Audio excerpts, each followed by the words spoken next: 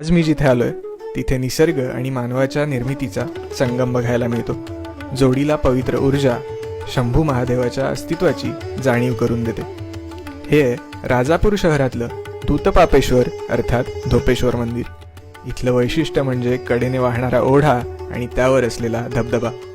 हे मंदिर 10व्या शतकातल्या शिलाहार राजवटीत बांधलेलं आहे, तर सभामंडप पेशवाईच्या काळातला आहे.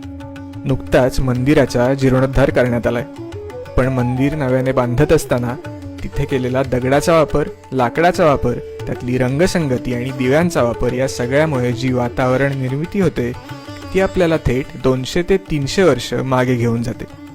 इथे रोज संध्याकाळी शंकर पार्वतीसाठी सारीपाटाचा खेळ मांडला जातो. या आवारात दत्ताचं आणि कालभैरवाचं सुद्धा मंदिर आहे.